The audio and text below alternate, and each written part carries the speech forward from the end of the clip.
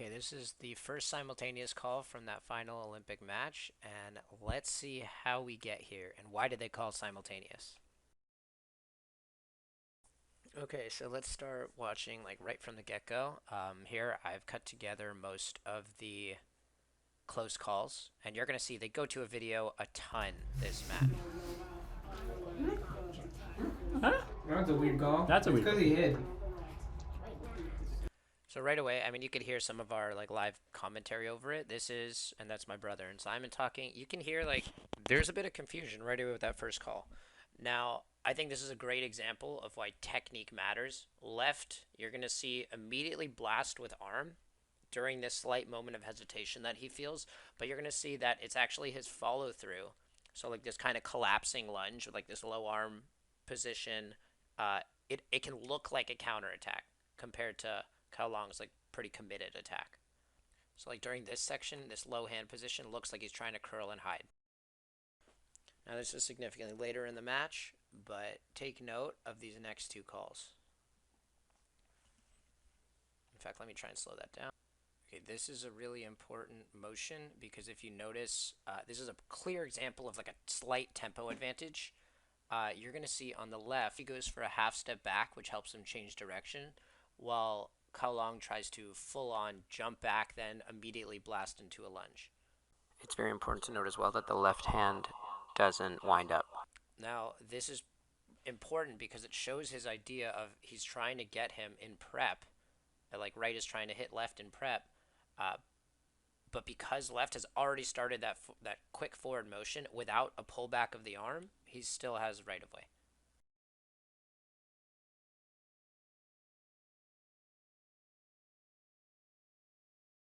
So here again, we see this idea of left blasting in, but you could see like with this frame hold, like it doesn't look that favorable. It looks a lot like that first hit.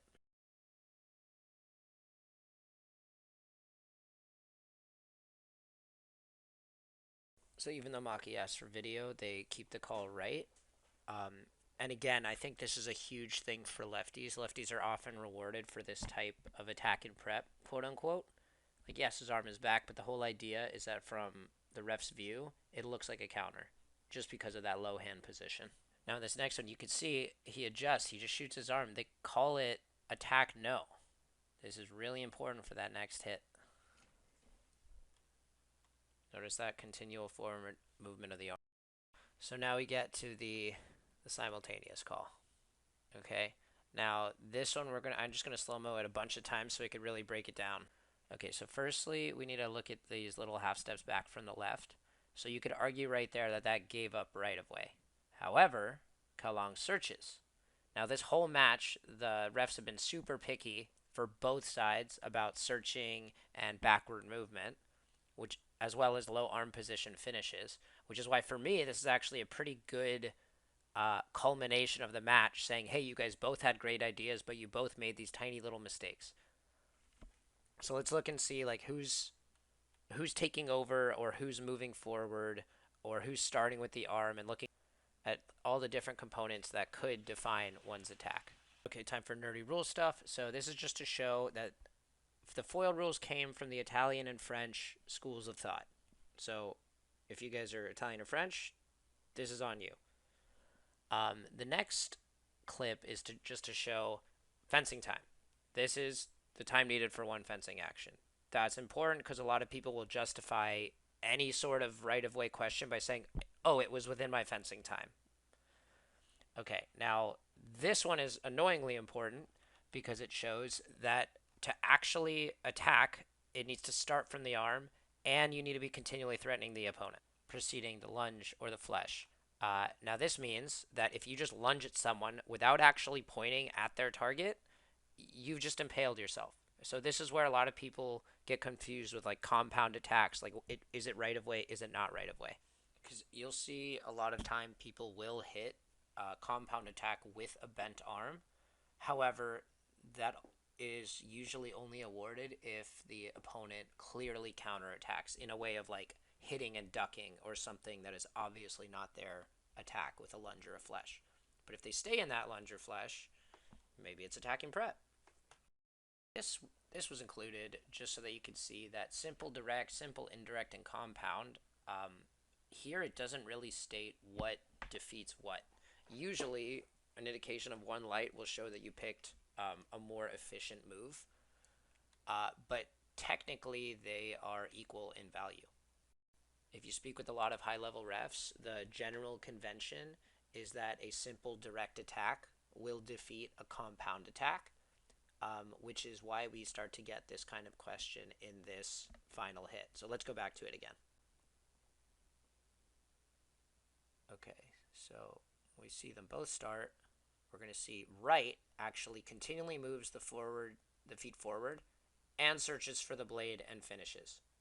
The search results in no blade contact, but let's look at what the left does. Okay, so we see some forward initial movement. He even wants to go before préalé, but now we see, oh, there's those half steps back. He backs off, and then he starts an attack. Okay. Now let's break that down further. So, okay, we can see he starts coming forward. And after he senses this hesitation, this search of the blade, you're going to see him come forward and actually hide his blade a little bit. See right there. And at this moment, the other side had already started their attack. So here's a fun way to look at it. Let's look at what their feet do. Okay, if we just look at their feet, honestly, looks like right, given how he never stops. Now, if we just look at their arms, oh, search no, and then left goes. But the weird thing is that when we combine them, we get this weird mix. And this is why I think this is calling simultaneous is such a good call. Because look, left moves back so his blade doesn't get hit.